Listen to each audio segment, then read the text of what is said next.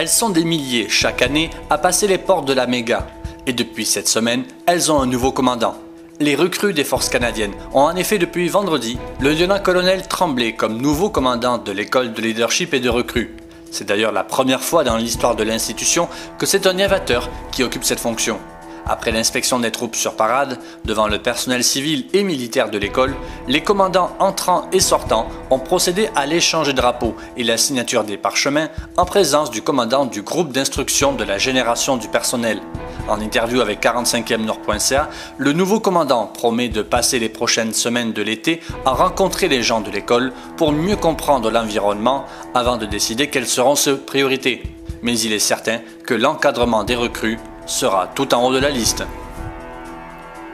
À la Citadelle de Québec, c'était journée de passation de commandement vendredi 13. Sous un soleil et une chaleur bien présents, Frédéric Côté et Frédéric Pruneau ont échangé les drapeaux consacrés de l'unité sous l'œil du colonel du Royal 22e Régiment. Avec précision et tout en finesse, les troupes du 3e bataillon ont défilé sur le terrain de parade de la Citadelle devant les curieux qui étaient là pour visiter ce monument de l'histoire militaire canadienne.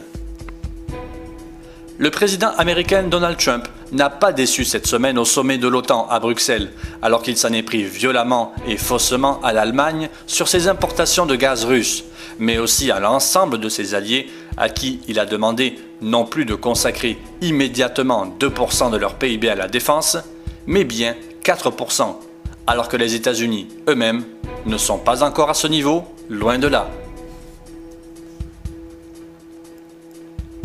Annonce en série cette semaine pour le Premier ministre Justin Trudeau.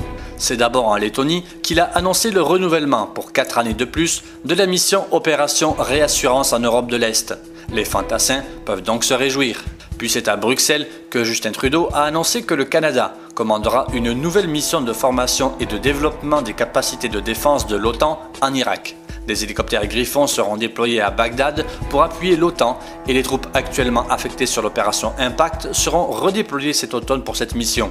25 militaires seront aussi affectés au programme du système aéroporté d'alerte et de contrôle de l'OTAN et des militaires seront envoyés au futur 3e commandement de la force interarmée à Norfolk en Virginie.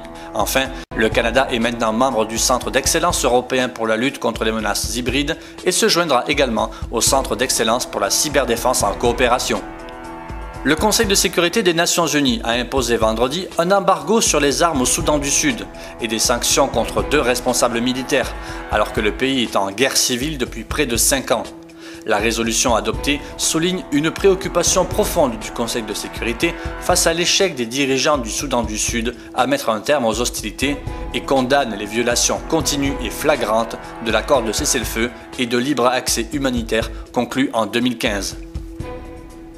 La tension est retombée dimanche 15 à la bande de Gaza et les localités israéliennes avoisinantes, au lendemain de la pire confrontation armée entre Israël et le mouvement islamiste Hamas depuis la guerre de 2014.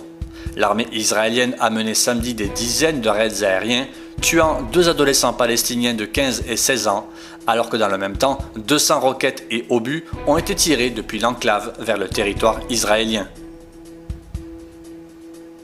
L'évacuation de combattants et de civils syriens depuis la ville méridionale de Deraa vers le nord du pays a commencé dimanche, plus de 7 ans après le début du soulèvement populaire contre le régime de Bachar al-Assad, dans cette région hautement symbolique, désormais dans l'escarcelle de Damas. Au symbole de la révolte contre Bachar al-Assad en 2011, la province de Deraa est donc tombée dans l'escarcelle du régime au terme de 3 semaines d'une offensive éclair ayant fait plier les rebelles et fait 150 morts parmi les civils. Sur un autre fond de la guerre en Syrie et suite à la défaite des rebelles à Deraa, les forces du régime bombardent intensivement depuis dimanche à l'aube la province voisine et stratégique de Quneitra, dans le sud de la Syrie, où elles ont déjà pris le contrôle d'une première localité. Cette province sensible, contrôlée à 70% par les rebelles contre 30% pour le régime, jouxte la ligne de démarcation sur le plateau du Golan, en majeure partie occupée et annexée par Israël.